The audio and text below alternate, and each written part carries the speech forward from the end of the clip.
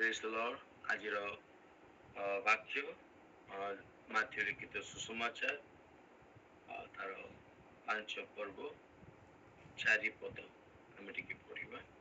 କିଏ ପଢିକି ଜଣେ ସାହାଯ୍ୟ କରିବେ? ସୁକାର୍ତ୍ତ ଲୋକେ ଧନ୍ୟ,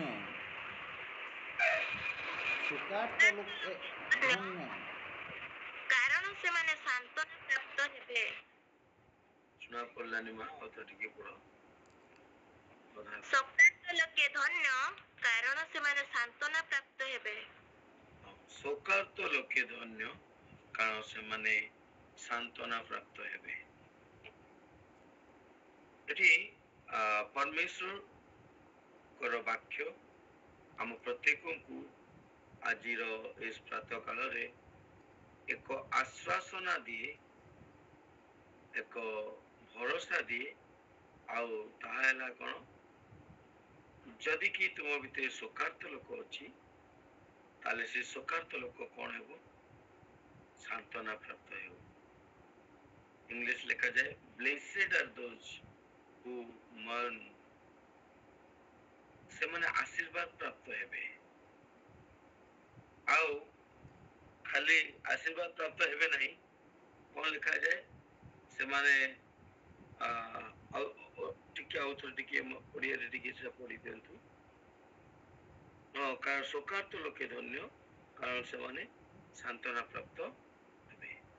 ଆଉ ଇଂଲିଶରେ ଲେଖାଯାଇଛି ବ୍ଲେସେଡ୍ ଆର୍ ଦୋଜ୍ ହୁ ମର୍ନ, ସେମାନେ ଆଶୀର୍ବାଦ ପ୍ରାପ୍ତ ହେବେ। ଆଉ କ'ଣ ହେବେ? ସେମାନେ କାରଣ ସେମାନେ ସାନ୍ତ୍ୱନା ପ୍ରାପ୍ତ ହେବେ। ଏଇ ଶୋକାର୍ତ୍ତ ଲୋକ ତେବେ କେଉଁମାନେ? ଶୋକାର୍ତ୍ତ ବିଷୟ କହିଲେ ଦୁଇ ପ୍ରକାର ଶୋକାର୍ତ୍ତ ଅଛି, ଆଉ ଯାହାକି ଈଶ୍ୱରଙ୍କ ଦ୍ୱାରା ବା ଈଶ୍ୱରଙ୍କ ନିମନ୍ତେ ଶୋକ କରିବା, ଦୁଃଖ କରିବା, ବିଳାପ କରିବା। ଆଉ ଗୋଟେ ୱାର୍ଲଡଲି ଗ୍ରିଫ୍ ବା ଜାଗତିକ ଭାବରେ ଶୋକ କରିବା, ବିଳାପ କରିବା ଆଉ ଦୁଃଖ କରିବା। ତେବେ ପ୍ରଶ୍ନ ଉଠେ, ଆମେ କେଉଁ ପ୍ରକାର ଶୋକ କରୁଅଛୁ? କାହିଁକି ଲେଖାଯାଏ ଶୋକାର୍ତ୍ତ ଲୋକ ଧନ୍ୟ? ଯିଏ ଶୋକ କରୁଥିବ, ଯିଏ ବିଳାପ କରୁଥିବ, ଯିଏ କ୍ରନ୍ଦନ କରୁଥିବ, ସେ ହିଁ ଆଶୀର୍ବାଦ ଯୁକ୍ତ ଅଟେ। ଆଉ କାରଣ କ'ଣ ଆଶୀର୍ବାଦ ପାଇବ? ସେ ବି ସାନ୍ତ୍ୱନା ପାଇବ।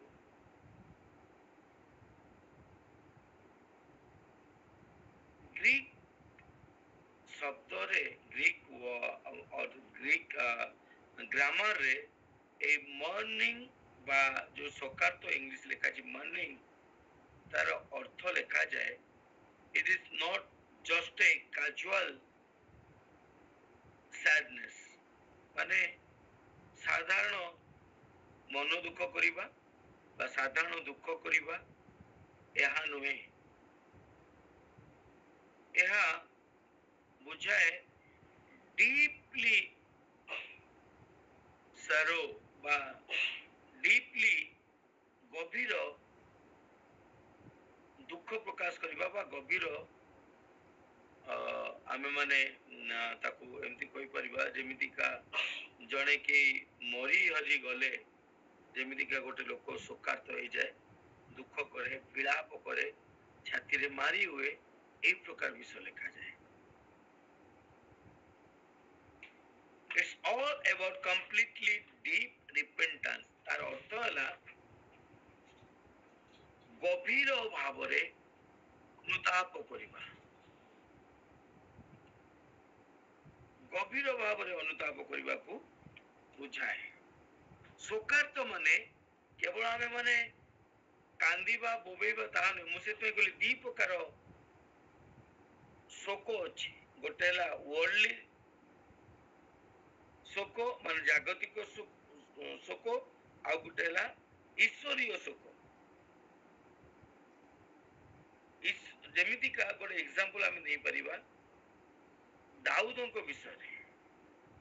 गीत संहिता 51 1 ରୁ 4 ପଦ ଟିକେ ଆମେ ମାନେ ପଢିବା। ଦାଉଦ, ହେ ପରମେଶ୍ୱର, ଆପଣ ସ୍ନେହପୂର୍ଣ୍ଣ କରୁଣା ଅନୁସାରେ ମୋ ପ୍ରତି ଦୟା କର। ତୁମ୍ଭ କୃପାର ବାହୁଲ୍ୟ ଅନୁସାରେ ମୋର ଅଧର୍ମ ମାର୍ଜନା କର। ହଁ, ଆଉ ଦାଉଦ ଏଠି କହୁଛନ୍ତି, ପଢି ଯାଆନ୍ତୁ ଟିକେ, ହଁ 4 ପର୍ଯ୍ୟନ୍ତ। ମୋ ଅପରାଧରୁ ମୋତେ ସମ୍ପୂର୍ଣ୍ଣ ପ୍ରକ୍ଷାଳନ କର ଓ ମୋ ପାପରୁ ମୋତେ ସୂଚୀ କର, କାରଣ ମୁଁ ଆପଣା ଅଧର୍ମ ସ୍ୱୀକାର କରୁଅଛି ଓ ମୋ ପାପ ସର୍ବଦା ମୋ ସମ୍ମୁଖରେ ଅଛି। ମୁଁ ତୁମ୍ଭ ବିରୁଦ୍ଧରେ, କେବଳ ତୁମ୍ଭ ବିରୁଦ୍ଧରେ ପାପ କରିଅଛି, ଆଉ ତୁମ୍ଭ ଦୃଷ୍ଟିରେ ଯାହା ମନ୍ଦ ତାହା ହିଁ କରିଅଛି। ତେଣୁ ତୁମ୍ଭେ କଥା କହିବା ବେଳେ ଧାର୍ମିକ ଓ ବିଚାର କରିବା ବେଳେ ନିର୍ଦ୍ଦୋଷ ହେବ। ଏଠି ଦାଉଦ ଶୋକ କରୁଛନ୍ତି, ଦାଉଦ ଏଠି ବିଳାପ କରୁଛନ୍ତି। କଣ ପାଇଁ କରୁଛନ୍ତି? ଏଠି ଗୋଟେ ଘଟଣା ଘଟୁଛି। ଦାଉଦ ଗୋଟେ ପାପରେ ପଡି ଯାଉଛନ୍ତି, ବ୍ୟଭିଚାରରେ ପଡି ଯାଉଛନ୍ତି ବେତ୍ସେବା ସହିତ। ଆଉ ତାର ସ୍ୱାମୀକୁ ସେ ମାରୁଛନ୍ତି, ପ୍ଲାନ୍ କରୁଛନ୍ତି, ମାରିବା ପାଇଁ ମାରୁଛନ୍ତି। ତାର ସ୍ତ୍ରୀ ସହିତ ବ୍ୟଭିଚାର କରୁଛନ୍ତି। এই ପ୍ରକାର ଭୟଙ୍କର ବ୍ୟଭିଚାର ହେତୁ କଣ ହେଉଛି, ତାଙ୍କର ଈଶ୍ୱରଙ୍କ ସହିତ ସମ୍ପର୍କଟି ଛିନ୍ନ ହେଇଯାଉଛି। ଆଉ ଯେତେବେଳେ ସେଇ ବିଷୟ ନାଥନ ଭବିଷ୍ୟତ ବକ୍ତାଙ୍କ ଦ୍ୱାରା ଜାଣିବାକୁ ପାଉଛନ୍ତି, ଚେତନା ପାଉଛନ୍ତି କି ତୁମେ ପରମେଶ୍ୱରଙ୍କ ବିରୁଦ୍ଧରେ ପାପ କରିଅଛ, ପରମେଶ୍ୱରଙ୍କ ଉପସ୍ଥିତିରୁ ତୁମେ ଦୂରେଇ ଯାଇଅଛ, ସେତେବେଳେ ଦାଉଦ ଏକ ଗଭୀର ଅନୁତାପ କରୁଛନ୍ତି, ଏକ ଡିପ୍ ରିପେଣ୍ଟାନ୍ସ, ଗଭୀର ଅନୁତାପର ସହିତ ଶୋକ କରୁଛନ୍ତି। କାହିଁକି ଶୋକ କରୁଛନ୍ତି? ଏଥିପାଇଁ ଶୋକ କରୁଛନ୍ତି, ସେ ଯେ କେବଳ ପାପ କଲେ ସେଥିପାଇଁ ନୁହେଁ, ଏଥିପାଇଁ ସେ ଶୋକ କରୁଛନ୍ତି କି ସେଇ ପାପ ହେତୁ ପରମେଶ୍ୱରଙ୍କ ସହିତ ତାଙ୍କ ସମ୍ପର୍କ କଣ ହେଇଯାଇଛି, ଛିନ୍ନ ହେଇଯାଇଛି। ପରମେଶ୍ୱରଙ୍କ ଉପସ୍ଥିତି ସେ ଦୂରେଇ ଯାଇଛନ୍ତି। ପରମେଶ୍ୱରଙ୍କ ଉପସ୍ଥିତି ଆଉ ତାଙ୍କ ପାଖରେ ନାହିଁ ତ, ଏ ବିଷୟକୁ ସେ ନିଜେ ଅନୁଭବ କରୁଛନ୍ତି।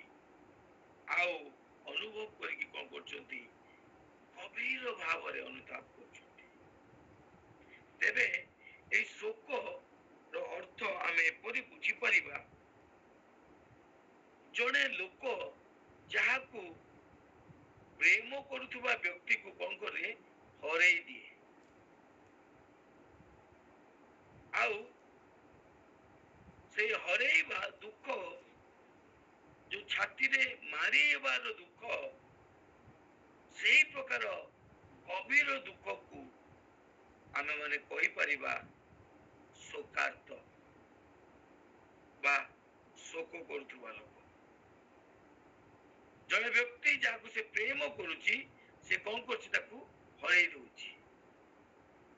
ତାପରେ ଯୋଉ ହୃଦୟରେ ତାର ବିଷୟ ତା ପ୍ରତି ଆସୁଛି, ଦୁଃଖରେ କାନ୍ଦୁଛି, ପିଟି ହଉଛି ଛାତିରେ, ସେଇ ପ୍ରକାର ଶୋକ ବିଷୟରେ ଏଠି ଲେଖାଯାଏ। ଶୋକାର୍ତ ଲୋକେ ଧନ୍ୟ, କାହିଁକି ସେମାନେ, କାରଣ ସେମାନେ ସାନ୍ତ୍ୱନା ପ୍ରାପ୍ତ ହେବେ। ଏବେ ପ୍ରଭୁ କୁହନ୍ତି, ଏଇ ପ୍ରକାର ଶୋକାର୍ତ ଲୋକ ଯୋଉମାନେ ଅଛନ୍ତି, ତାଙ୍କ ପାଇଁ ପ୍ରଭୁଙ୍କ ନିକଟରେ ଏକ ଆସୁରାନ୍ସ ଅଛି, ଏକ ଭରସା,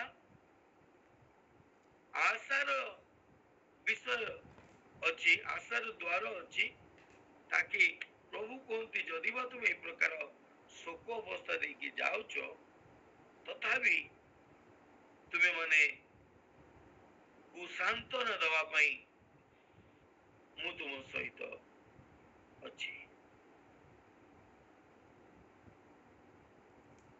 ଆଉ କିନ୍ତୁ ପ୍ରଶ୍ନ ଉଠେ, ଆମର ଶୋକ କେଉଁ ପ୍ରକାର? କଣ ଆମର ଶୋକ ଜାଗତିକ ଭାବେ, ନା ଆମର ଶୋକ ଈଶ୍ୱରୀୟ ଭାବେ? ଅନେକ ସମୟରେ ଆମେ ମାନେ ଦୁଃଖ କରିଥାଉ, ଶୋକ କରିଥାଉ, କିନ୍ତୁ କୋଉ ବିଷୟରେ କରିଥାଉ? ଜଗତର ବିଷୟ, ଯେଉଁ ବିଷୟ ଆମେ ମାନେ ଆଘାତ ପାଇଥାଉ, ଯେଉଁ ଜଗତର ବିଷୟ ଦ୍ୱାରା ଆମେ ମାନେ ଦୁଃଖ ଅନୁଭବ କିଛି କଷ୍ଟ ପାଇଥାଉ, କିଛି ହରେଇ ଦେଇଥାଉ, ସେଇ ପ୍ରକାର ବିଷୟ ନିମନ୍ତେ ଆମେ ଶୋକ କରୁଅଛୁ। এই শোক ଏକ ମାରାତ୍ମକ ଶୋକ। କିନ୍ତୁ ଈଶ୍ୱରୀୟ ଶୋକ କଣ କରିବ? ଆମକୁ ସାନ୍ତ୍ୱନା, ଈଶ୍ୱରଙ୍କର ସାନ୍ତ୍ୱନା ପାଇବା ପାଇଁ ସାହାଯ୍ୟ କରିବ। ତ ସେଥିପାଇଁ ଆମ ମାନଙ୍କର ଶୋକ ସେମିତିକା ହେବା ଦରକାର। ଗଡଲି ଗ୍ରିଫ ବା ଈଶ୍ୱରୀୟ ଶୋକ କଣ କରେ? ଯାହାକି এই ଶୋକ ଆମେ ସେତେବେଳେ କରିପାରିବା ଯେତେବେଳେ କି ଆମେ ମାନେ ଆମର ପାପକୁ ଆମେ ରେକଗ୍ନାଇଜ କରିପାରିବା, ଚିହ୍ନଟ କରିପାରିବା, ଜାଣିପାରିବା ପ୍ରକୃତରେ କିଛି ଅବାଧ୍ୟତା ହେତୁ, କିଛି ପାପ ହେତୁ ପରମେଶ୍ୱରଙ୍କ ସମ୍ପର୍କ ମୋ ସହିତ କଣ ହେଇଛି? ଛିନ୍ନ ହେଇଯାଇଛି। ଆଉ ସେଇ ସମ୍ପର୍କକୁ ଆଉ ଥରେ ଯୋଡ଼ିବା ପାଇଁ, ଆଉ ଥରେ ନିକଟବର୍ତ୍ତୀ ହେବା ପାଇଁ ଆମକୁ ଶୋକ କରିବାର ଆବଶ୍ୟକତା ଅଛି। ଏହାକୁ ଈଶ୍ୱରୀୟ ଶୋକ ବୋଲି କୁହାଯାଏ। ଅନେକ ଲୋକ ତ ଶୋକ କରନ୍ତି, କିନ୍ତୁ କିଛି ମେଟେରିଆଲ ଥିଙ୍ଗସ୍ ପାଇଁ ବା ଜଗତରେ ଯେଉଁ ବିଷୟ ଗୁଡ଼ିକ ଅଛି, ଯେଉଁ ଜିନିଷ ଗୁଡ଼ିକ ଅଛି, ସେ ଜିନିଷ ଗୁଡ଼ିକ ପାଇଁ କିଏ ଶୋକ କରନ୍ତି, କିଏ ପାଇନଥିଲେ ଶୋକ କରନ୍ତି, ଭାଙ୍ଗିଗଲେ ଶୋକ କରନ୍ତି, ହଜିଗଲେ ଶୋକ କରନ୍ତି, ଇଚ୍ଛା କରିକି ଯଦି ହାସିଲ ନ କରିପାରିଲେ ଶୋକ କରନ୍ତି। କିନ୍ତୁ ଏଇ ବହୁତ ମାରାତ୍ମକ। ଆମେ ଦେଖିବା ଦୁଇ ପ୍ରକାର ଶୋକ ବିଷୟ ଟିକେ କମ୍ପେୟାର କରିବା। ଦୁଇ ପ୍ରକାର ଦୁଃଖ ବା ଦୁଇ ପ୍ରକାର ଶୋକ ପାଇଁ ଟିକେ ଆମେ ମାନେ କମ୍ପେୟାର କରିବା, ତୁଳନା କରିବା। ମୋର ପ୍ରିୟ ମାନେ, ଈଶ୍ୱରୀୟ ଶୋକ ଏହା ଈଶ୍ୱର କେନ୍ଦ୍ରିକ ହେଇଥାଏ, ଈଶ୍ୱରଙ୍କ ନିମନ୍ତେ ହେଇଥାଏ, ଯେମିତିକା ଦାଉଦ ଶୋକ କଲେ। କିନ୍ତୁ ଏ ଜାଗତିକ ଶୋକ ଏଇଟା ଆତ୍ମକେନ୍ଦ୍ରିକ ହେଇଥାଏ। ଆତ୍ମକେନ୍ଦ୍ରିକ ମାନେ କଣ? ଯଦି ମୋର ଇଚ୍ଛା କିଛି ଅଛି ମୁଁ ନ ପାଉଛି, ଯଦି ମୁଁ ହରେଇ ଦଉଛି, ଯଦି ମୁଁ ଭାଙ୍ଗି ଦଉଛି, ଯଦି ମୋର ଇଚ୍ଛା ପୁରା ନ ହେଉଛି, ତାହେଲେ ମୁଁ ଦୁଃଖ। ଏବେ ଦେଖିବେ ଅନେକ ସମୟରେ ପରିବାରରେ ପିଲାମାନେ ବି ଶୋକ କରୁଥାନ୍ତି। ସେ କିଛି ପାଇବା ପାଇଁ ଚାହୁଁଥିବେ, ନ ପାଉଥିଲେ କଣ କରିବେ? କାନ୍ଦୁଥିବେ, କବାଟ ବନ୍ଦ କରିକି କାନ୍ଦିବେ। ଯଦି କେହି କାହାକୁ ପ୍ରେମ କରୁଛି ଆଉ ତାର ପ୍ରେମିକ କଣ କରୁଛି? ତାଠାରୁ ଦୂରେଇ ଯାଉଛି କି ଆଘାତ ଦଉଛି, ସେମାନେ ଶୋକ କରନ୍ତି। ଦିନେ, 2 ଦିନ, 3 ଦିନ ଖାଇବେନି, କବାଟ ବନ୍ଦ କରିଦେବେ, ବିଭିନ୍ନ ପ୍ରକାର ଶୋକ କରିବେ। ଯଦି କାହାର କିଛି ଆର୍ଥିକ ବିଷୟ ଲସ୍ ହେଇଯାଉଛି, ସେମାନେ ମଧ୍ୟ ଶୋକ କରିବେ। এই সকল বিষয় সেলফ সেন্ট্রাল মানে আত্মকেন্দ্রিক, কিন্তু ঈশ্বরীয় শোক যেটা সেটা ঈশ্বর কেন্দ্রিক হইতিব, যাহাকি ଆମକୁ ଈଶ୍ୱର କେନ୍ଦ୍ରିକ କଣ କରିବ? ଯା ପ୍ରଡ୍ୟୁସ କରିବ ରିପେଣ୍ଟାନ୍ସ ବା ଅନୁତାପକୁ। କଣ ପାଇଁ? ପରିତ୍ରାଣ ପାଇବା ପାଇଁ ଅନୁତାପକୁ ଆମ ସେ ଈଶ୍ୱରୀୟ ଶୋକ କଣ କରିବ? ଉତ୍ପନ୍ନ କରିବ। କିନ୍ତୁ ଏ ଜାଗତିକ ଶୋକ ଯୋଉଟା ଦୁଃଖ ବିଳାପ ଯୋଉଟା, ସିଏ ଭୟଙ୍କର ବିଷୟ ଉତ୍ପନ୍ନ କରେ। ସେ ସମସ୍ତ ନେଗେଟିଭିଟି ବିଷୟକୁ ଉତ୍ପନ୍ନ କରେ ବା ନକାରାତ୍ମକ ମନ୍ଦ ଫଳାଫଳକୁ ଉତ୍ପନ୍ନ କରେ। କିନ୍ତୁ ଈଶ୍ୱରୀୟ ଶୋକ କଣ କରେ?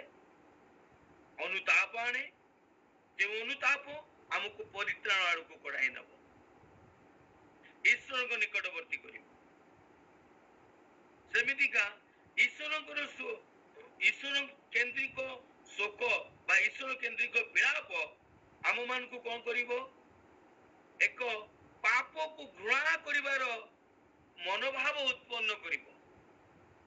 ମୋର ପ୍ରିୟ ମାନେ, ଯେତେବେଳେ ଦାଉଦ ଅନୁଭବ କଲେ କି ମୋର ଏହି ପାପ ହେତୁ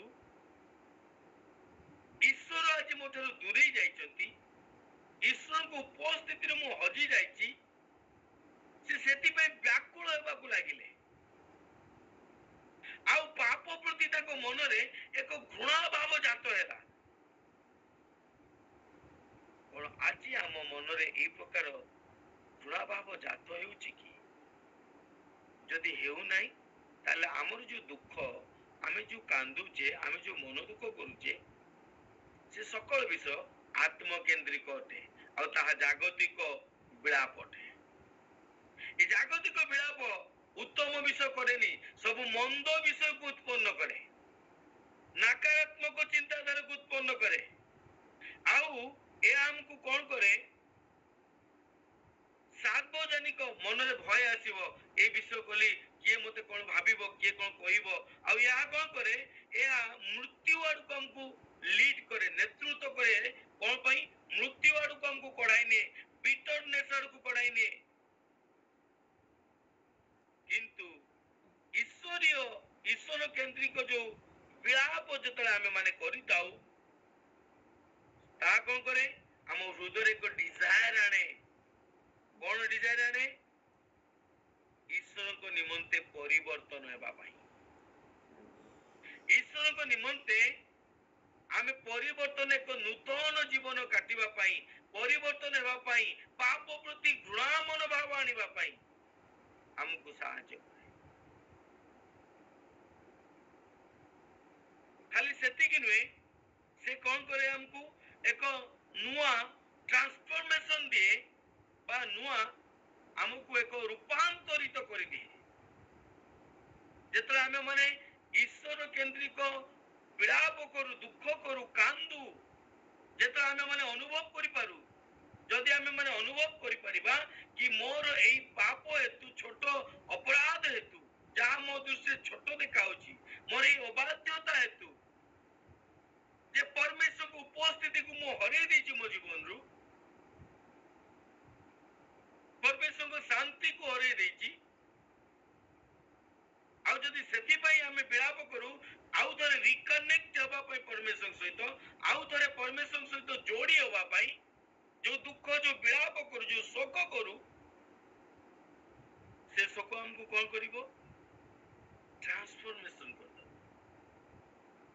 ରୂପାନ୍ତରିତ କରିଦବ ଏକ ନୂତନ ଭାବରେ। ଟ୍ରାନ୍ସଫର୍ମେସନ ବିଷୟରେ କହିଲେ ମତେ ଗୋଟେ ଏକ୍ସାମ୍ପଲ ମନେ ପଡେ। ମୋର ପ୍ରିୟ ମାନେ, ଆମେ ମାନେ ସମସ୍ତେ ଜାଣିଛୁ ପ୍ରଜାପତିର ବିଷୟ। ବହୁତ ସୁନ୍ଦର ଦେଖାଯାଏ। ସମସ୍ତଙ୍କର ଇଚ୍ଛା ଲାଗେ କାଶ ମୋ ହାତରେ ଆସିକି ବସନ୍ତା କି। ସମସ୍ତଙ୍କୁ ଦେଖିବା ପାଇଁ ଖୁସି ଲାଗେ। କିନ୍ତୁ ସେ ପ୍ରଜାପତି ଦିନେ ପ୍ରଜାପତି ନଥିଲା, ଏକ ସାଁବାଳୁଆ ରୂପକ ଏକ ପୋକ ଥିଲା। ଆମେ ମାନେ ଜାଣିଛୁ ସାଁବାଳିଆର ପ୍ରକୃତି। ଯଦି ସାଁବାଳିଆକୁ କେହି କହିବେ କି ମୋ ହାତ ଉପରେ ବସୁ ବୋଲି କହିକି, କେହି ଚାହିଁବେନି ସାଁବାଳୁଆକୁ ମୁଁ ଧରିବି, କେହି ଚାହିଁବେନି ସାଁବାଳୁଆ ମୋ ହାତରେ ବସୁ। କାହିଁକି? ସାଁବାଳୁଆ ବସିଲେ ବହୁତ କୁଣ୍ଡେଇ হবে, ବହୁତ କଷ୍ଟ ଲାଗେ, ଆଉ ଅତି ଶୀଘ୍ର ଆପଣଙ୍କ ଶରୀରରୁ ସେ ବାହାରିବନି, ଆଉ ଯେତେ ପର୍ଯ୍ୟନ୍ତ ଥିବ ଆପଣଙ୍କୁ କଷ୍ଟ ଦଉଥିବ। କିନ୍ତୁ ସେ ସାଁବାଳୁଆ ଯେତେବେଳେ ଟ୍ରାନ୍ସଫର୍ମ ହେଇଯାଏ, ଯେତେବେଳେ ରୂପାନ୍ତରିତ ହେଇଯାଏ କୋଉଠିକୁ?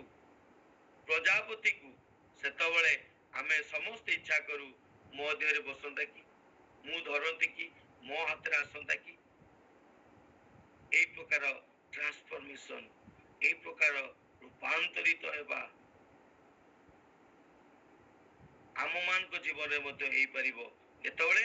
ଯଦି ଆମେ ମାନେ ପ୍ରକୃତରେ ଅନୁଭବ କରିବା କି ମୋ ଜୀବନରେ ଈଶ୍ୱରଙ୍କ ଉପସ୍ଥିତିର କମି ଅଛି, ପ୍ରକୃତରେ ମୋ ଜୀବନରେ ପରମେଶ୍ୱରଙ୍କର ଉପସ୍ଥିତିକୁ ମୁଁ ହରେଇ ଦେଇଛି ମୋର ଅବାଧ୍ୟତା ହେତୁ, ମୋର ପାପ ହେତୁ, ମୋର ମନ୍ଦ ଚିନ୍ତା ହେତୁ, ମୋର ଈଶ୍ୱର ବିରୋଧୀ କାର୍ଯ୍ୟକଳାପ ହେତୁ ମୁଁ ତାଙ୍କ ଉପସ୍ଥିତିକୁ ହରେଇ ଦେଇଛି। ଆଉ ଥରେ ମୁଁ ତାଙ୍କ ସାଙ୍ଗରେ ଯୋଡି ହେବି, ଆଉ ଥରେ ମୁଁ ତାଙ୍କର ନିକଟବର୍ତ୍ତୀ ହେବି। ଯଦି ଆମେ ଏଇ ପରୀକ୍ଷା ଯଦି ଆମେ ଖେଦ କରିବା, ଦୁଃଖ କରିବା, ବିଳାପ କରିବା, ହୃଦୟରୁ ଏକ ଗଭୀର ଅନୁତାପ କରିବା, ତାହେଲେ ମୋର ପ୍ରିୟ ମାନେ ସେ ଅନୁତାପ ଆମକୁ କଣ କରିବ? ସେ ସାବଳରୁ ଆମକୁ ପ୍ରଜାପତି ତୁଲ୍ୟ ଟ୍ରାନ୍ସଫର୍ମ କରିବ। ଆଉ ଏହା ଆମକୁ ମୋବିଲାଇଜ କରେ କଣ କରିବା ପାଇଁ? ପରିବର୍ତ୍ତନ ହେବା ପାଇଁ ଆଉ ଉତ୍ତମ କାର୍ଯ୍ୟ କରିବା ପାଇଁ। ଏହି ପ୍ରକାର ଶୋକ, ଏହି ପ୍ରକାର ବିଳାପ, କୋଉ ପ୍ରକାର ବିଳାପ? ଈଶ୍ୱରଙ୍କ ନିମନ୍ତେ ବିଳାପ, ଈଶ୍ୱରଙ୍କ ସହିତ ଆମର ଛିନ୍ନ ହେଇଯାଇଥିବା ସମ୍ପର୍କ ନିମନ୍ତେ ବିଳାପ।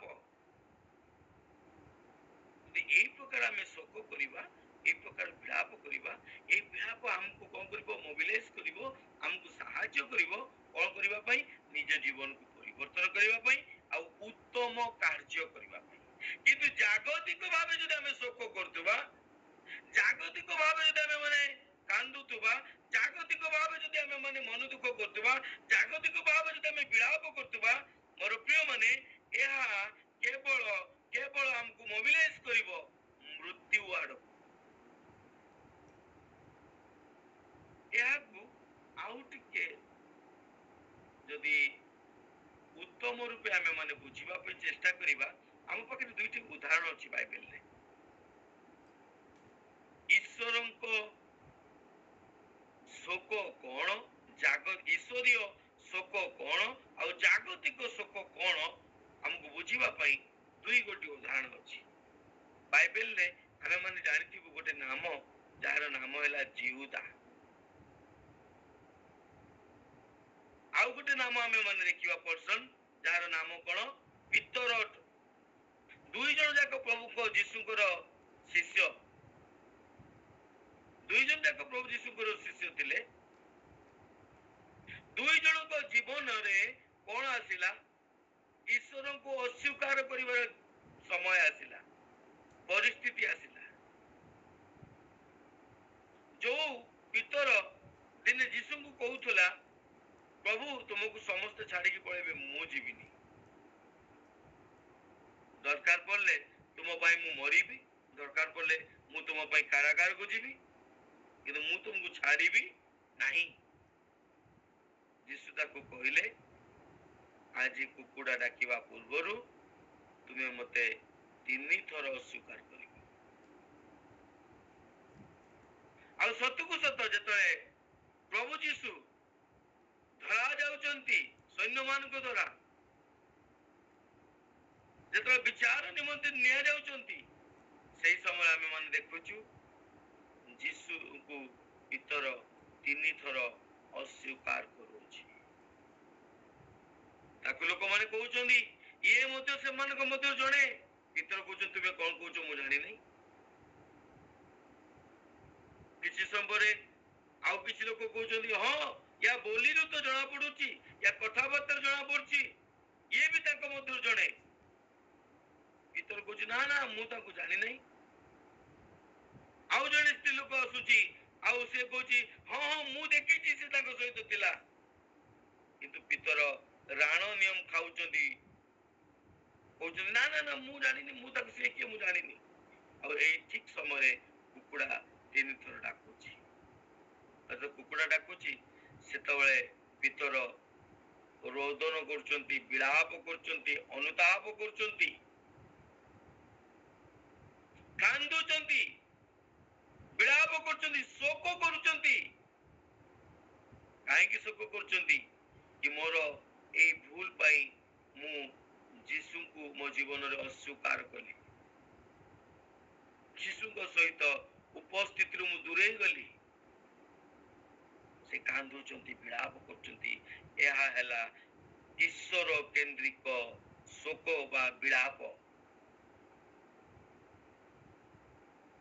କିନ୍ତୁ ସମାନ ବିଷୟ ଯଦି ଆମେ ୱାର୍ଲ୍ଡଲି ଗ୍ରିଫ ବା ଜାଗତିକ ଶୋକ ବିଷୟରେ ଦେଖିବା, ସେ ଥିଲେ ପରିବାର ବ୍ୟକ୍ତି ଥିଲା କିଏ? ଜିହୁଦା। ଜିହୁଦା ମଧ୍ୟ ଯୀଶୁକୁ ଅସ୍ୱୀକାର କଲା। 30 କୋଟି ରୌପ୍ୟ ମୁଦ୍ରା ନେଇକି କଣ କଲା?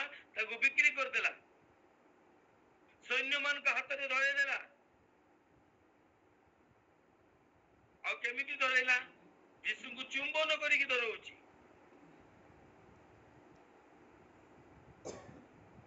ଅସ୍ୱୀକାର କଲା। କିନ୍ତୁ ଯେତେବେଳେ ଯୀଶୁ ବିଚାରାଧୀନ ଅଛନ୍ତି, ସେତେବେଳେ ସେ ବିଷୟକୁ ମଧ୍ୟ ନିମନ୍ତେ ସେ ଅନୁତାପ କଲା। ଆହା, ମୁଁ କି ଭୁଲ କରିଦେଲି, ମତେ ଏଇଟା କରିବାର ନଥିଲା। କାହିଁକି? ସେ ଜାଣିନଥିଲା କି ଯୀଶୁଙ୍କୁ ଯେ ତୁଷାର୍ପିତ କରାଯିବ, ମୃତ୍ୟୁ ଭୋଗ କରିବାକୁ ପଡିବ, ସେ ବିଷୟ ଜାଣିନଥିଲା। ସେଥିପାଇଁ ସେ ତ ଶୁଣିଲା ଏଇ ପ୍ରକାର ଘଟଣା ଘଟିବା ପାଇଁ ଯାଉଛି, ଆଉ ସେ ଅନୁତାପ କଲା। ସେ କଣ କଲା? ଶୋକ କଲା। କିନ୍ତୁ ମୋର ପ୍ରିୟ ମାନେ, ଏ ଶୋକ ତାର ଜାଗତିକ ଥିଲା। ଏ ଜାଗତିକ ଶୋକ ପାଇଁ ସେ କଣ କଲା? ସେ ଗଲା ସେ ପଣ୍ଡିତ ମାନଙ୍କ ପାଖକୁ, ଆଉ ସେ ଫାରୁସୀ ସାଧୁକୀ ମାନଙ୍କ ପାଖକୁ ଯାଇକି ସେ 30 କୋଟି ରୌପ୍ୟ ମୁଦ୍ରାକୁ କଣ କଲା? ଫିଙ୍ଗି ଦେଲା। କହିଲା, ମୁଁ ବଡ ଭୁଲ କଲି, ଏ ସକଳ ବିଷୟ ନୁହେଁ, କରିବା କଥା ନୁହେଁ। ସେମାନେ କହିଲେ, ତୁ ଯାହା କରୁଛୁ ତା ପାଇଁ ତୁ ଦାୟୀ, ଆମର ସେଥିରେ କିଛି ଯାଏସ ନାହିଁ। ସେ ଅନୁତାପ କଲା, କିନ୍ତୁ ତାର ଅନୁତାପ ଜାଗତିକ ଥିଲା। କିନ୍ତୁ ପିତରର ଅନୁତାପ ଈଶ୍ୱର କେନ୍ଦ୍ରିକ ଥିଲା। କାହିଁକି? ଆମେ ଦେଖୁଛୁ, ଯଦିବା ପିତର ଅସ୍ୱୀକାର କଲେ, ଯଦିବା ପୁନର୍ବାର ସେ ମାଛ ଧରିବା ପାଇଁ ଗଲେ, କିନ୍ତୁ ଯେତେବେଳେ ଯୀଶୁ ଆସିଲେ ପୁନର୍ବାର ସେ ସମୁଦ୍ର କୂଳରେ, ଆଉ ଦୂରରୁ ପିତର ଜାଣୁଛନ୍ତି କି ଇଏ ତ ଗୁରୁ, ଇଏ ତ ପ୍ରଭୁ। ଆଉ ସେ ଫୁଙ୍ଗା ଦେହରେ ଲେଖାଯାଏ କଣ ଅଛି? ସେ ପାଣିକୁ ଡେଇଁ ପଡିଲେ। ସେ ନୌକା କୂଳ ପର୍ଯ୍ୟନ୍ତ ଆସୁ ବୋଲି କହିକି ସେ ଅପେକ୍ଷା କଲେ ନାହିଁ, ସେ ଡେଇଁ ପଡିଲେ। କାହିଁକି? ତାଙ୍କ ଭିତରେ ଗୋଟେ କ୍ଷୁଧା ଥିଲା, ଗୋଟେ ପ୍ରକୃତ ଅନୁତାପ ଥିଲା, ଈଶ୍ୱରୀୟ ଅନୁତାପ ଥିଲା, ଈଶ୍ୱରୀୟ ଶୋକ ଥିଲା, ଯୋଉଥିପାଇଁ କି ସେ ଡେଇଁ ପଡିଲେ ଆଉ ପ୍ରଭୁଙ୍କ ପାଖକୁ ଆସିଲେ। ଯୀଶୁ ତାଙ୍କୁ କହିଲେ, ପିତର, ତୁମେ କି ମତେ ପ୍ରେମ କରୁଅଛ? ମୋ ଲୋକମାନଙ୍କୁ ଚରାଅ, ପ୍ରତିପାଳନ କର, ପୁଣି ପ୍ରତିପାଳନ କର, ଚରାଅ। 3 ଥର ତାଙ୍କୁ କହିଲେ, ଯୋଉ 3 ଥର ସେ ଅସ୍ୱୀକାର କରିଥିଲେ, ଆଉ ସେଇ 3 ଥର ଯୀଶୁ କଣ କହୁଛନ୍ତି? ଏ ଶୋକାର୍ତ ଲୋକେ ତୁମେ ଧନ୍ୟ, କାରଣ କଣ ହେବ? ତୁମେ ସାନ୍ତ୍ୱନା ପ୍ରାପ୍ତ ହେବ, ତୁମେ ଆଶୀର୍ବାଦ ପ୍ରାପ୍ତ ହେବ। 3 ଥର ଅସ୍ୱୀକାର କରିଥିଲା, କିନ୍ତୁ ଯୀଶୁ ପରିତ୍ୟାଗ କଲେ ନାହିଁ, ତାକୁ କ୍ଷମା କଲେ। ଆଉ କଣ କଲେ? ଖାଲି କ୍ଷମା ନୁହେଁ, ତାକୁ ଆଶୀର୍ବାଦ କଲେ। ଆଶୀର୍ବାଦ କଣ କରି କଣ କହିଲେ? ଯେଉଁ ପ୍ରତିଜ୍ଞା ତା ଜୀବନରେ କରିଥିଲେ, ଏ ପିତର, ତୁମେ ପଥର, ତୁମ ଉପରେ ମୁଁ କଣ କରିବି? ମଣ୍ଡଳୀ ତୋଳିବି, ଆଉ ନରକର ବଳତା ପରାଜୟ କରିପାରିବ ନାହିଁ। ସେଇ ଆଶୀର୍ବାଦକୁ ପ୍ରଭୁ ପୁନର୍ବାର ତା ଜୀବନରେ ଦଉଛନ୍ତି। ଆଉ କଣ କହୁଛନ୍ତି? ପିତର, ତୁମେ ଯଦି ମତେ ପ୍ରେମ କରୁଛ, ତାହେଲେ କଣ କର? ମୋର ମେଷ ମାନଙ୍କୁ ଚରାଅ, ପ୍ରତିପାଳନ କର, ଚରାଅ। ମୋର ପ୍ରିୟ ମାନେ, ଏଇଟା ଥିଲା ପିତରଙ୍କର ଅନୁତାପ, ଯୋଉ ଶୋକ ତାଙ୍କ ପାଇଁ ଆଶୀର୍ବାଦ ଆଣିଲା, ଯୋଉ ଶୋକ ତାକୁ ଟ୍ରାନ୍ସଫର୍ମ କରିଦେଲା, ପରିବର୍ତ୍ତିତ କରିଦେଲା। କିନ୍ତୁ ଯଦି ଆମେ ଏଇ ବିଷୟ ଜିହୁଦା କ୍ଷେତ୍ରରେ ଦେଖିବା, ତାହେଲେ ଜିହୁଦା କଣ କଲା? ସେ ରୌପ୍ୟ ମୁଦ୍ରା ଫିଙ୍ଗି ଦେଇ ବାହାରି ଗଲା। କଣ ପାଇଁ? ଆତ୍ମହତ୍ୟା କରିବା ପାଇଁ। କାହିଁକି? ତାର ଅନୁତାପ, ତାର ଶୋକ କଣ ଥିଲା? ଜାଗତିକ ଭାବରେ ଥିଲା। ସେ ଭାବୁଥିଲା, କେତେ ବଡ ଭୁଲ ମୁଁ କରିଦେଲି, ଲୋକମାନେ ମତେ କଣ କହିବେ, ଏମିତି ହବ, ସେମିତି ହବ। ନେଗେଟିଭିଟି, ନକାରାତ୍ମକ ବିଷୟ ତା ମଧ୍ୟରୁ ଉତ୍ପନ୍ନ ହେଲା। କାହିଁକି? ଜାଗତିକ ଶୋକ କଲେ, ଜାଗତିକ ଶୋକରୁ, ଜାଗତିକ ଅନୁତାପରୁ ଏଇ ପ୍ରକାର ନକାରାତ୍ମକ ବିଷୟ ବାହାରିବ। ଆଜି ମୋର ପ୍ରିୟ ମାନେ, ସେଥିପାଇଁ ଅନେକ ପୁଅ ଝିଅ ମାନେ, ଅନେକ ଯୁବା ଯୁବତୀ ମାନେ, ଅନେକ ସ୍ୱାମୀ ସ୍ତ୍ରୀ ମାନେ ଆତ୍ମହତ୍ୟା କରିକି ମରି ଯାଉଛନ୍ତି। କାହିଁକି? ସେମାନେ ଶୋକ ତ କରୁଛନ୍ତି, ସେମାନେ ଭୁଲ କରିଥିବେ, ସେ ଭୁଲ ପାଇଁ ଶୋକ କରୁଛନ୍ତି। କିନ୍ତୁ କି ଶୋକ? ଈଶ୍ୱରୀୟ ଶୋକ ନୁହେଁ, ଜାଗତିକ ଶୋକ। ଈଶ୍ୱରୀୟ ଶୋକ ହେଲେ ସେମାନଙ୍କ ଶୋକ କରାଇବ, ସେମାନଙ୍କୁ ପରିବର୍ତ୍ତନ କରାଇବ, ପାପକୁ ପରିତ୍ୟାଗ କରିବାକୁ ଇଚ୍ଛା କରିବେ। ଆଉ କଣ କରିବେ? ସେମାନେ ପରମେଶ୍ୱରଙ୍କ ପ୍ରତି ଉତ୍ତମ କାର୍ଯ୍ୟ କରିବା ପାଇଁ ଏକ ପରିବର୍ତ୍ତିତ ଜୀବନ କାଟିବା ପାଇଁ ସେମାନେ ଇଚ୍ଛା କରିବେ। କିନ୍ତୁ ସେମାନେ ଯଦି ଜାଗତିକ ଭାବରେ ଶୋକ କରୁଥିବା ହେତୁ ଆଜି ଅନେକ ଲୋକ ବିନାଶ ହେଉଛନ୍ତି। କାହିଁକି? ଜାଗତିକ ଶୋକ ମଧ୍ୟରୁ କଣ ଉତ୍ପନ୍ନ ହେବ? ନକାରାତ୍ମକ ଚିନ୍ତାଧାରା। ଆଉ ସେ କୁଆଡେ ନେଇଯିବ? ମୃତ୍ୟୁ ଆଡକୁ ନେଇଯିବ। ସେଥିପାଇଁ ଅନେକ ଲୋକ ଆଜି ଆତ୍ମହତ୍ୟା କରିକି ମରୁଛନ୍ତି। ଏଇ 2-4 ଦିନ ତଳର କଥା, ଆମର ଏଇ ସହଦେବ କୁଣ୍ଡାର ଗୋଶାଳପଦାର ଜଣେ ବ୍ୟକ୍ତି ମଧ୍ୟ ସେ ବାହାରେ ଜବ କରୁଥିଲେ। କଣ ତାଙ୍କ ଭିତରେ ସେଠି ସମସ୍ୟା ହେଲା, ସେଠି ଜଣେ ମରିଗଲା। ଆଉ ତାର ଚାପ ସେ ଆସିକି ଏଇ ଆମର ବାଲେଶ୍ୱର ଷ୍ଟେସନରେ ଯେତେବେଳେ ଲୋକମାନେ ତାଙ୍କୁ କହିଲେ ତତେ ତୋ ଉପରେ ପୋଲିସ କେସ୍ ହବ, ତତେ କରାଯିବ, କାହିଁକିନା ସେ ତୋ ସାଙ୍ଗେ ଯାଇଥିଲା। ସେ ଶୋକ କରୁଥିଲା, ସେ ଲୋକଟି ମରିଗଲା ବୋଲି ଶୋକ କରୁଥିଲା। କିନ୍ତୁ ଏତେ ପ୍ରେସରରେ ଥିଲା, ବାଧ୍ୟ ହେଇକି କଣ କଲା, ଚଳନ୍ତା ଟ୍ରେନ ଏକା ଏବେ ଦେଇ ପଡିଲା, ସେ ବି ମୃତ୍ୟୁବରଣ କଲା। କାହିଁକି? ମୋର କହିବାର ଉଦ୍ଦେଶ୍ୟ ମୋର ପ୍ରିୟମାନେ, ଯଦି ଆମର ଶୋକ ଜାଗତିକ କେନ୍ଦ୍ରିକ, ଜଗତ କେନ୍ଦ୍ରିକ ହେଇଥିବ, ତାହେଲେ ସେ ଶୋକ ଆମକୁ କଣ କରିବ? ବିନାଶ ଆଡକୁ ନେଇକି ଯିବ, ମୃତ୍ୟୁ ଆଡକୁ ନେଇକି ଯିବ। କିନ୍ତୁ ଆମକୁ ଶୋକ କରିବାର ଅଛି, ଆମକୁ ଦୁଃଖ କରିବାର ଅଛି, ବିଳାପ କରିବାର ଅଛି। କଣ ପାଇଁ ଅଛି? ଈଶ୍ୱରଙ୍କ ନିମନ୍ତେ, ଖ୍ରୀଷ୍ଟଙ୍କ ନିମନ୍ତେ। ମୋର ଅବାଧ୍ୟତା ହେତୁ ପରମେଶ୍ୱର ମୋଠୁ ଦୂରେଇ ଯାଇନାହାନ୍ତି ତ? ଖ୍ରୀଷ୍ଟଙ୍କ ସହିତ ମୋ ସମ୍ପର୍କ ଛିନ୍ନ ହେଇଯାଇନି ତ? ଆଉ ଥରେ କେମିତିକା ମୁଁ ତାଙ୍କର ନିକଟବର୍ତ୍ତୀ ହେବାକୁ ପାରିବି? ଆଉ ଥରେ କେମିତିକା ଯୋଡ଼ିବାକୁ ପାରିବି? ଆଉ ଥରେ ତାଙ୍କୁ ଉପସ୍ଥିତି କେମିତିକା ମୋ ଜୀବନରେ ଅନୁଭବ କରିବାକୁ ପାରିବି? ସେଥିପାଇଁ ଶୋକ କରିବାର ଆବଶ୍ୟକତା ଅଛି। ଆଉ ସେଇ ଶୋକାର୍ତ ଲୋକମାନଙ୍କ ବିଷୟ ଏଠି ଲେଖାଯାଏ। ଯେଉଁମାନେ ଏଇ ପ୍ରକାର ଶୋକ କରିବେ ସେମାନେ ଧନ୍ୟ, ବା ସେମାନେ ବ୍ଲେସେଡ ପର୍ସନ, ସେମାନେ ଆଶୀର୍ବାଦ ଯୁକ୍ତ ଲୋକ। କାରଣ କଣ? ସେମାନେ ସାନ୍ତ୍ୱନା ପ୍ରାପ୍ତ ହେବେ। କିନ୍ତୁ ଜାଗତିକ ଭାବରେ ବିଳାପ କରୁଥିବା, ଶୋକ କରୁଥିବା ଯେହୁଦାର ବିଷୟ ଆମେ ଦେଖୁଛୁ। ସେ କଣ କଲା? ଯାଇକି ଆତ୍ମହତ୍ୟା କଲା, ଆଉ ତାର ପେଟ ମଧ୍ୟ ତଳେ ପଡିକି ଫାଟିଗଲା। କାହିଁକି? ସିଏ ବି ଯୀଶୁଙ୍କର ଶିଷ୍ୟ ଥିଲା, ପିତର ବି ଯୀଶୁଙ୍କର ଶିଷ୍ୟ ଥିଲେ। ଦୁଇ ଜଣ ଯାକ ସମାନ ବାକ୍ୟ ଶୁଣୁଥିଲେ। ଯୀଶୁ ଯୋଉ ବାକ୍ୟ କହୁଥିଲେ, ଯୀଶୁ ଯୋଉ ପ୍ରାର୍ଥନା କରୁଥିଲେ, ସେ ପ୍ରାର୍ଥନା, ସେ ବାକ୍ୟ ପିତର ବି ଶୁଣୁଥିଲେ, ଯେହୁଦା ବି ଶୁଣୁଥିଲେ। ଦି ଜଣ ଯାକ ପ୍ରଭୁଙ୍କୁ ଅସ୍ୱୀକାର କଲେ, ପିତର ବି କଲା, ଯେହୁଦା ବି କଲା। ଦୁଇ ଜଣ ଯାକ ପୁରୀ ଅନୁତାପ କଲେ, ଶୋକ କଲେ। ପିତର ବି କାନ୍ଦିଲା, ଯେହୁଦା ବି କାନ୍ଦିଲା। କିନ୍ତୁ ପିତର ଅନୁତାପ କରିକି ଫେରି ଆସିଲା, ପରିବର୍ତ୍ତନ ହେଇଗଲା, ନୂତନ ଜୀବନ ପାଇଲା। କାହିଁକି? ଈଶ୍ୱରଙ୍କ ନିମନ୍ତେ ତାର କ୍ଷୁଧା ଥିଲା। କିନ୍ତୁ ଯେହୁଦା ଶୋକ ତ କଲା, କିନ୍ତୁ କଣ କଲା? ଆତ୍ମହତ୍ୟା କଲା। ତାର ଶୋକ ତାକୁ କଣ କୁଆଡେ ନେଇଗଲା? ଆତ୍ମହତ୍ୟା ଆଡକୁ ନେଇଗଲା। ମୋର ପ୍ରିୟ ମାନେ, ଆଜି ଆମେ କେଉଁ ପ୍ରକାର ଶୋକ କରୁଛୁ? କଣ ଆମର ଅବଧ୍ୟତା ପାଇଁ ଆମେ ଶୋକ କରୁଛୁ କି? କଣ ଆମର ଭୁଲ ପାଇଁ? କଣ ଆମର ପାପ ପାଇଁ? କଣ ଆମର ଈଶ୍ୱରଙ୍କ ଆଜ୍ଞାକୁ ପାଳନ ନ କରିବା ପାଇଁ ଆମେ ମାନେ ଶୋକ କରୁଛୁ କି? କଣ ଆମେ ଏଇ ପ୍ରକାର ଶୋକ କରୁଛୁ କି ପରମେଶ୍ୱରଙ୍କ ସହିତ ମୋ ସମ୍ପର୍କ ଟିକେ ଢିଲା ହେଇଯାଇଛି, ଦୁର୍ବଳ ହେଇଯାଇଛି, ମୁଁ ତାଙ୍କ ଉପସ୍ଥିତିକୁ ଅନୁଭବ କରିପାରୁନି, ତାଙ୍କ ସହିତ ମୁଁ ପ୍ରାର୍ଥନାଶୀଳ ଜୀବନ କାଟି ପାରୁନି, ତାଙ୍କ ସହିତ ମୁଁ ଉଦ୍ଯୋଗ ହେଇପାରୁନି, ତାଙ୍କ ଶାନ୍ତି ଉପସ୍ଥିତିକୁ ମୋ ଜୀବନରେ ମୁଁ ଅନୁଭବ କରିପାରୁନି। ଆଜି ଯଦି ଏଇ ପ୍ରକାର ଶୋକ କରୁଛନ୍ତି, ତାହେଲେ ଆପଣଙ୍କ ନିମନ୍ତେ ପରମେଶ୍ୱରଙ୍କର ଏକ ଆଶ୍ୱାସନାର ବିଷୟ ଅଛି।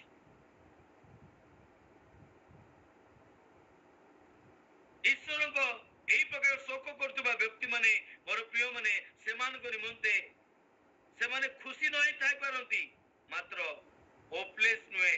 ସେମାନେ ଅନହ୍ୟାପି ହେଇପାରନ୍ତି, ମାତ୍ର ହୋପଲେସ୍ ନୁହେଁ।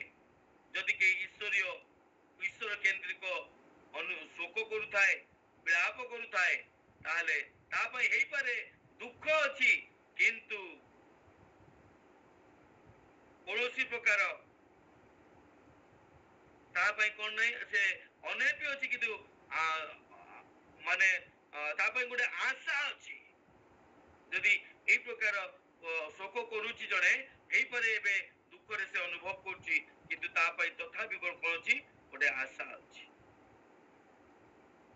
ଆଉ ସେଇ ଆଶା ପ୍ରଭୁ କନଫର୍ମ କରୁଛନ୍ତି। କଣ କନଫର୍ମ କରୁଛନ୍ତି? ଯଦି ତୁମେ ଶୋକାର୍ଥ, ତୁମେ ଧନ୍ୟ, କାହିଁକି? ତୁମେ ସାନ୍ତ୍ୱନା ପ୍ରାପ୍ତ ହେବ, ମୁଁ ତୁମକୁ ସାନ୍ତ୍ୱନା ଦେବି। ଗୋଟେ କନଫର୍ମେସନ ମିଳୁଛି। ପ୍ରଭୁ ସେଥିପାଇଁ କୁହନ୍ତି, ହେ ପରିଶ୍ରାନ୍ତ ଭାରଗ୍ରସ୍ତ ଲୋକ ସକଳ ମୋ ନିକଟକୁ ଆସ, କାହିଁକି ମୁଁ ତୁମକୁ କଣ କରିବି? ବିଶ୍ରାମ ଦେବି। ମୋର ପ୍ରିୟ ମାନେ, এই সকল শোক যে বিষয় যে আমি মানে পড়ুଛୁ, ଏହା କମ୍ପ୍ଲିଟଲି ଏକ ଗଭୀର ଅନୁତାପକୁ ବୁଝାଏ।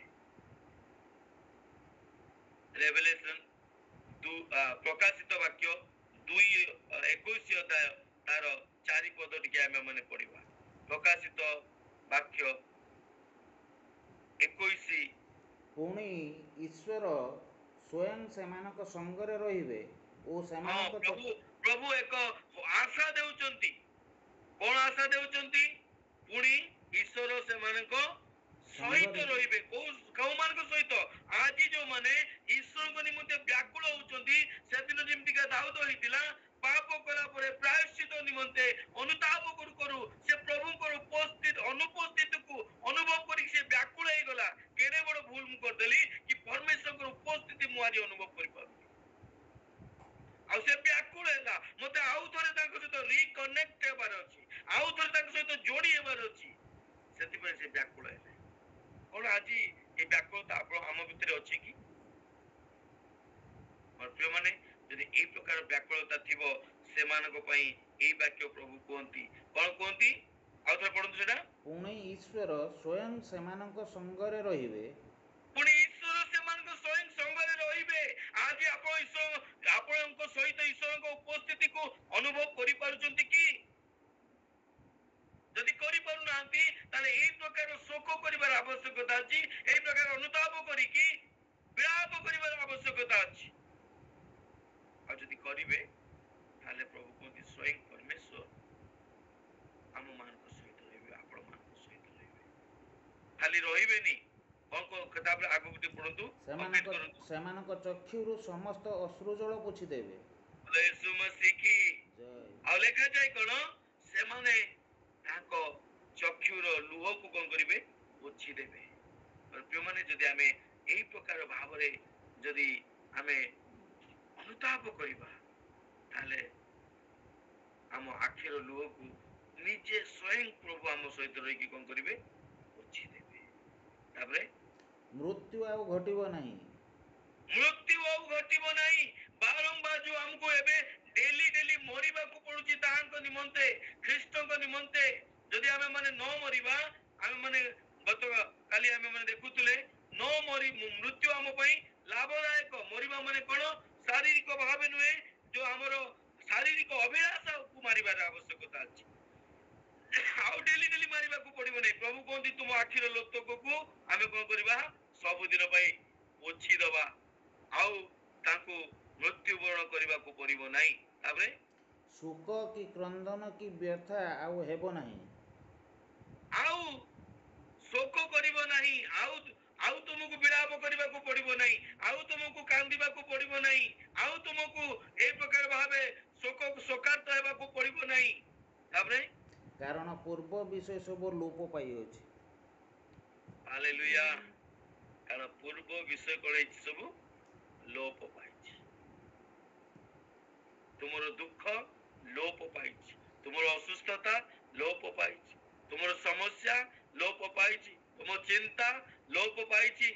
ତୁମକୁ ବାରମ୍ବାର ପରିଶ୍ରାମ କରୁଥିବା, ପାପ କରିବା ପାଇଁ ବିଚଳିତ କରୁଥିବା ସମସ୍ତ ଅନ୍ଧକାର ଜନିତ ବିଷୟ ଲୋପ ପାଇଛି। ଆଉ ତୁମକୁ ବାର ମରିବାକୁ ପଡିବ ନାହିଁ, ଆଉ ତୁମକୁ ବଳିଦାନ ହେବାକୁ ପଡିବ ନାହିଁ। କାହିଁକି? ସେ ତୁମ ସହିତ ଅଛନ୍ତି, ସେ ତୁମ ସହିତ ରହିବେ, ଆଉ ତୁମ ଆଖିର ଲୁହକୁ ପୋଛିଦେବେ। ହାଲେଲୁୟା।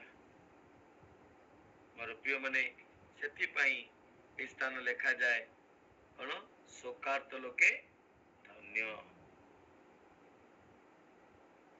ଆଉ ସେଇମାନେ ହିଁ ସାନ୍ତ୍ୱନା ପ୍ରାପ୍ତ ହେବେ। କଣ ଆମର ଶୋକ ଈଶ୍ୱର କେନ୍ଦ୍ରିକ କି ନା ଜଗତ କେନ୍ଦ୍ରିକ? ଯଦି ଜଗତ କେନ୍ଦ୍ରିକ ହେଇଥାଏ ତାହା ଆମକୁ ମୃତ୍ୟୁ ଆଡକୁ ନେଇଯିବ। କିନ୍ତୁ ଯଦି ଆମେ ସେଇ ଶୋକକୁ ଈଶ୍ୱର କେନ୍ଦ୍ରିକ କରିବା ତାହେଲେ ସେଇ ଶୋକ ଆମକୁ ଏକ ଗଭୀର ଅନୁତାପ ଆଡକୁ ନେଇଯିବ। ସେଇ ଶୋକ ଆମକୁ ଟ୍ରାନ୍ସଫର୍ମ କରିଦବ, ସାଁବାଳୁଆର ଆଟିଟ୍ୟୁଡରୁ ଆମକୁ ପ୍ରଜାପତି ବନେଇଦବ, ସୁନ୍ଦର କରିଦବ, ଉତ୍ତମ ଉତ୍ତମ କାର୍ଯ୍ୟ କରିବା ପାଇଁ ଆମକୁ ପ୍ରଭାବିତ କରିବ, ଆଉ ଫାଇନାଲି ଆମ ଜୀବନ ଏକ ଟ୍ରାନ୍ସଫର୍ମ, ଏକ ପରିବର୍ତ୍ତିତ ରୂପାନ୍ତରିତ ଜୀବନ ଆମକୁ କରିଦବ। ଆଉ କେବଳ ଏତିକି ନୁହେଁ, ପରମେଶ୍ୱର କଣ କହନ୍ତି, ନିଜେ ସ୍ୱୟଂ ଆମେ ତୁମ ସହିତ ରହିବା, ଆଉ ତୁମ ଚକ୍ଷୁର ଲୁହକୁ ପୋଛିଦବା, ଆଉ ତୁମକୁ ମରିବାକୁ ପଡିବ ନାହିଁ, ଆଉ ତୁମେ କାନ୍ଦିବ ନାହିଁ, ଆଉ ତୁମେ ଦୁଃଖ କରିବ ନାହିଁ।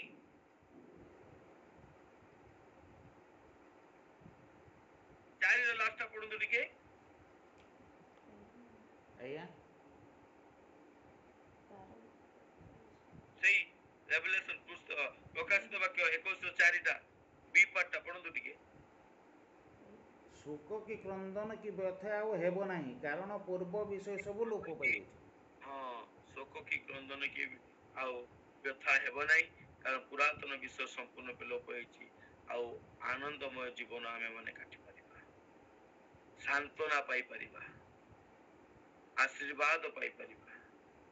ତେବେ ମୋର ପ୍ରିୟମାନେ, ଆଜିର ବାକ୍ୟ ଆମକୁ এই ବିଷୟ ଶିଖାଏ, ଆମେ ଶୋକାର୍ତ ହେବା, ଆମେ ଶୋକ କରିବା, କିନ୍ତୁ ଆମ ଶୋକ ଜଗତ କେନ୍ଦ୍ରିକ ନ ହେଉ, ଈଶ୍ୱର କେନ୍ଦ୍ରିକ ହେଉ। ଆଜି ଏ ବାକ୍ୟ ଦେଇ ପ୍ରଭୁ ଆମ ପ୍ରତ୍ୟେକଙ୍କୁ ଆଶୀର୍ବାଦ କରନ୍ତୁ। ଆଜିର ଦିନଟିକୁ ଏ ବାକ୍ୟ ଅନୁଯାୟୀ ଆମକୁ ଆଗକୁ ବଢିବା ପାଇଁ ସାହାଯ୍ୟ କରନ୍ତୁ। ମୋର ଶୋକ ପରମେଶ୍ୱରଙ୍କ ନିମନ୍ତେ ହେଉ, ପରମେଶ୍ୱରଙ୍କ କେନ୍ଦ୍ରିକ ହେଉ, ପରମେଶ୍ୱରଙ୍କ ସହିତ ମୋର ଦୁର୍ବଳ ହେଇଥିବା ସମ୍ପର୍କ ପୁନର୍ବାର କେମିତିକା ମୁଁ ଦୃଢ କରିପାରିବି, ସେଇ ବିଷୟରେ ମୁଁ ଶୋକ କରେ। ପରମେଶ୍ୱରଙ୍କ ଅନୁପସ୍ଥିତିକୁ ମୋ ଜୀବନରେ ମୁଁ ଅନୁଭବ କରେ। এই ପ୍ରକାର ଶୋକ ମତେ କରିବାର ଆବଶ୍ୟକତା ଅଛି। ତେବେ ଆସୁ ମୋର ପ୍ରିୟମାନେ, ଆମେ ମାନେ ଆଜିର ବାକ୍ୟକୁ ନେଇ ପ୍ରାର୍ଥନା କରିବା। Thank you Lord Jesus. अनुग्रहकारी परमेश्वर प्रभु, ଆମେ ତୁମର ଧନ୍ୟବାଦ କରୁଛୁ, ଗୌରବ କରୁଛୁ, ପ୍ରଶଂସା କରୁଛୁ, ମହିମା କରୁଛୁ। ପ୍ରଭୁ ତୁମେ ଦୟାକର ତୁମରି ପ୍ରକାଶନ ଦେଇ ଯେଉଁ ବାକ୍ୟ କହିଲ, ତୁମେ କହିଲ ହେ ଶୋକାର୍ତ ଲୋକେ ଧନ୍ୟ, କାରଣ ତୁମେ ମାନେ ସାନ୍ତ୍ୱନା ପ୍ରାପ୍ତ ହେବ। ପ୍ରଭୁ ଆମକୁ ତୁମରି ଉଦ୍ଦେଶ୍ୟରେ ଶୋକ କରିବା ପାଇଁ ଦିଅ। ଅନେକ ସମୟରେ ଆମର ପାପର ଆଚାର ଉଚ୍ଚାରଣ ଚାଲିଚଳନ, ଅବାଧ୍ୟତାର ଆଚରଣ ଉଚ୍ଚାରଣ ଚାଲିଚଳନ ତୁମକୁ ଅସନ୍ତୁଷ୍ଟ କଲା ପରିକା କାର୍ଯ୍ୟ ହେତୁ ଆଜି ତୁମର ସମ୍ପର୍କ ଆମ ସହିତ ଦୁର୍ବଳ ହେଇଯାଇଛି। ପୁନର୍ବାର ଆମେ ତୁମ ନିକଟବର୍ତ୍ତୀ ହେବା ପାଇଁ ଚାହୁଁ, ସେଥିପାଇଁ ଆମେ ବିଳାପ କରୁଛୁ, ଶୋକ କରୁଛୁ। এই ବିଷୟକୁ ନେଇ ଆଜି ଆମେ ସାରା ଦିନ ଯେପରି ଆମେ ମାନେ ଅନୁତାପ ହୃଦୟରେ ତୁମର ଉପସ୍ଥିତିକୁ ଖୋଜିବାକୁ ପାରିବୁ, ତୁମେ ଦୟା କର। ଆଉ ସେଇ ଶୋକ ଆମକୁ ସାନ୍ତ୍ୱନା ପ୍ରାପ୍ତ କରାଇବ, ତୁମରି ସାନ୍ତ୍ୱନା ପାଇବା ପାଇଁ ଆମକୁ ସାହାଯ୍ୟ କରିବ, ତୁମ ଆଶୀର୍ବାଦ ପାଇବା ଆମକୁ ସାହାଯ୍ୟ କରିବ। ଏହା ମଧ୍ୟ ତୁମ ପ୍ରଭୁ ସକଳ ବିଷୟ ଧନ୍ୟବାଦ ଦେଇ ପ୍ରତ୍ୟେକ ନିଜକୁ ତୁମେ ସମର୍ପଣ କରୁଛୁ, ବେଶ ଫେଲୋସିପ ମଣ୍ଡଳୀକୁ ତୁମେ ସମର୍ପଣ କରୁ।